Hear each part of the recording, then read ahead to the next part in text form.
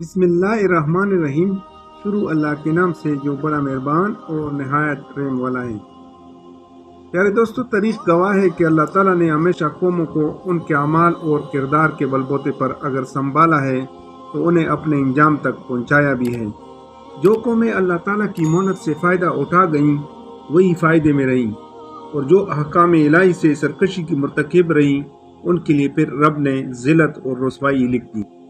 تاریخ کے طالب علم جانتے ہیں کہ جب بھی کوئی قوم گمراہی کے اندھیروں میں بھٹکی تو اللہ تعالیٰ نے ان پر سفاق اور جابر حکمرانوں کو ہی مسلط کیا۔ حضرت موسیٰ علیہ السلام کے دور میں ایسی ایک قوم عمالقہ تاریخ کی کتابوں میں سفاکیت کے حوالے سے ہمیشہ یاد رکھی جائے گی۔ پیارے دوستو، عمالقہ کون تھے؟ تاریخ کی کتابوں سے پتہ چلتا ہے کہ عمالقہ قوم عاد اور سمود کے بعد کے دور میں ظاہر ہوئے تھے۔ عمالقہ قوم کے لوگ انتہائی دراز قد، خونخوار اور وحشی فطرت کے تھے۔ عمالقہ قوم کے لوگ بنیادی طور پر عراق کے آس پاس کے علاقوں سے اٹھے اور رفتہ رفتہ مصر سے شام اور فلسطین تک خون خرابہ کرتے کرتے چاروں طرف پھیل گئے۔ قرآن کریم میں اس گروہ کو جبارین کے نام سے پکارا گیا ہے۔ حضرت ابراہیم علیہ السلام کے دور میں یہ بحیرہ مردار کے مغرب میں آباد تھے، چونکہ یہ جہاں بھی گئے اپنی سفاکیت اور حرکتوں سے باز نہ آئے، جس کی وجہ سے عراق کے اشوری بادشاہوں نے انہیں سرائے سینا کی جانب دھکیل دیا تھا۔ اس دور میں ان کی اکثریت بھیڑ بکریاں پالا کرتی تھی۔ بنی اسرائیل نے جب اپنے رب کے احکامات کو فراموش کر کے بتوں کی پوجا شروع کر کے سفاکی، سرکشی اور بدفعلی کو اپنا شعار بنایا تو اللہ تعالیٰ نے ان پر جالوت نامی ایک قوم، جسے عمالقہ کہتے ہیں، مسلط کر دی۔ جالوت، جو عملیق بن عاد کی اولاد میں سے تھا، ایک سفاک اور جابر بادشاہ کی شہرت رکھتا تھا۔ عملیق بنیادی طور پر انفر کا بیٹا، ایس کا پوتا اور حضرت اسحاق علیہ السلام کا پڑپوتا تھا، اور کون نہیں جانتا کہ حضرت اسحاق علیہ السلام حضرت ابراہیم علیہ السلام کے بیٹے تھے۔ عملیق اور دیگر اولاد ابراہیم علیہ السلام کنعان میں شاذوری کی شہرت بھی رکھتے تھے۔ یہی نہیں بلکہ عمالیق نسل فطرتاً خونخواری اور جنگجو خصلتوں کی حامل تھی۔ جالوت، جو عمالقہ کا بادشاہ تھا، کہتے ہیں 15 فٹ طویل، قد آور، اس شخص کا سایہ 1 میل لمبا تھا۔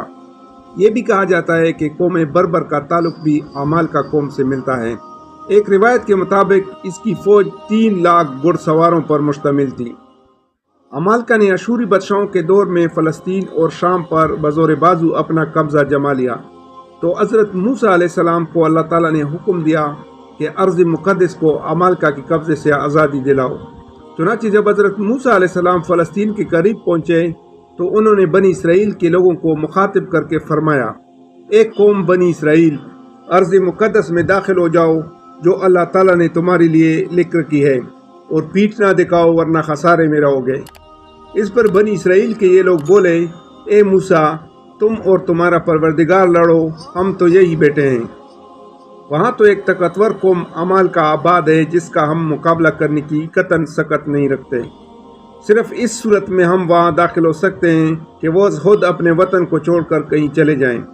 چنانچہ اللہ تعالیٰ نے اس سرکشی کی سزا کے طور پر بنی اسرائیل کو صحرائے طیہ میں قید کر دیا، اور یہ لوگ 40 سال تک اسی مختصر سے صحرا میں بھٹکتے رہے۔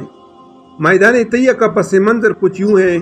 میدان طیہ بنیادی طور پر شام اور مصر کے درمیان 5-6 فرسخ، لگ بھگ موجودہ 30 کلومیٹر کا ایک کھلا میدان تھا، جہاں اللہ تعالیٰ کے حکم سے حضرت موسیٰ علیہ السلام بنی اسرائیل کے ایک لشکر کے ساتھ قوم عمالقہ سے بیت المقدس کو آزاد کرانے نکلے تھے۔ لیکن فلسطین پہنچ کر بنی اسرائیل عمالقہ کی دہشت کے سامنے ڈھیر ہو گئے۔ چنانچہ اللہ تعالیٰ نے بنی اسرائیل کے اس گروہ کو جو سزا دی، اس کے تحت یہ 40 برس تک تقریباً 30 کلومیٹر کے میدان طیہ سے باہر نکلنے کے لیے صبح سے شام تک بھٹکتے، لیکن باہر نہیں نکل سکتے تھے۔ اس وادی کا یہ عالم تھا کہ یہاں نہ تو کوئی سایہدار درخت تھا اور نہ ہی کوئی عمارت، نہ ہی پینے کا پانی اور نہ ہی کھانے کی کوئی چیز، بلکہ یہاں انسانی ضرورت کے کسی بھی چیز کا وجود تک نہ تھا۔ اگرچہ حضرت موسیٰ علیہ السلام اپنی قوم سے ناخوش تھے، لیکن اس کے باوجود بھی انہوں نے اللہ تعالیٰ سے اس قوم کے کھانے کے لیے دعا فرمائی، تو اللہ تعالیٰ نے ان کے لیے آسمان سے من و سلوہ نازل فرمایا، دھوپ سے بچاؤ کے لیے بادل بطور صحبا مہیا کیے، اور پانی کی ضرورت کے لیے جب حضرت موسیٰ علیہ السلام نے پتھر پر عصا ماری تو آنن فن پانی کے 12 چشمے پھوٹ پڑے۔ حضرت موسیٰ علیہ السلام، حضرت ہارون علیہ السلام اور حضرت یوشع بن نون علیہ السلام بھی ان کے ہمراہ تھے۔ اس طویل عرصے کے دوران بنی اسرائیل کے وہ تمام لوگ جنہوں نے جہاد سے انکار کیا تھا اس جہانی فانی سے رفتہ رفتہ کوچ کرتے چلے گئے، یہاں تک کہ حضرت موسیٰ علیہ السلام کو حکم خداوندی ہوا کہ بنی اسرائیل کو 12 قبائل میں تقسیم کر کے ان کی تنظیمی نو کر کے ہر قبیلے کا الگ الگ سربراہ مقرر کریں، جو اپنے قبیلے کو لوگوں کو دیگر مکملات کے ساتھ ساتھ جہاد کی تربیت کی ذمہ داری بھی سونپیں۔ دراصل یہ ساری تربیت بیت المقدس کی عمالقہ قوم سے رہائی کی پیش بندی کے طور پر کی جا رہی تھی۔ چنانچہ حضرت موسیٰ علیہ السلام نے حکم الہی کی تعمیل میں بنی اسرائیل کو 12 قبائل میں تقسیم کر کے حضرت یوشع علیہ السلام کو ان 12 قبائل کا سردار مقرر کر دیا۔ بنی اسرائیل کے لوگوں کی وادی طیہ کی سزا ابھی ختم بھی نہ ہوئی تھی کہ حضرت موسیٰ علیہ السلام رحلت فرما گئے۔ ان کی وفات کے بعد حضرت یوشع علیہ السلام نے جہاد کے لیے اپنے زیر اثر تمام قبائل کی جنگی تربیت کا آغاز کیا۔ ویسے بھی چونکہ اس وادی میں اللہ کی طرف سے من و سلوہ کی فراہمی کے باعث کسی قسم کی معاشی سرگرمیاں تو نہیں تھی، جس کے سبب ان لوگوں نے خوب دل جمی سے جنگی تیاروں میں بڑھ چڑھ کر حصہ لیا۔ بنی اسرائیل کے سرائے طیہ میں سزا کے جب 40 سال پورے ہوئے تو اللہ تعالیٰ نے حضرت یوشع علیہ السلام کو حکم صادر کیا کہ بنی اسرائیل کے لوگوں کو اکٹھا کرو اور بیت المقدس کو عمالقہ قوم کے غاصبوں سے آزاد کراؤ۔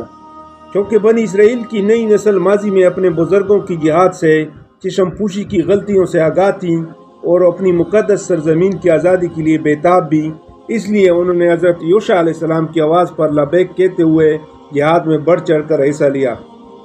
چنانچہ 12 قبائل پر مشتمل جہاد کے جذبے سے سرشار بنی اسرائیل کے 6 لاکھ افراد نے حضرت یوشع علیہ السلام کی سپہ سالاری میں اریحہ کے مقام پر پڑاؤ ڈالا۔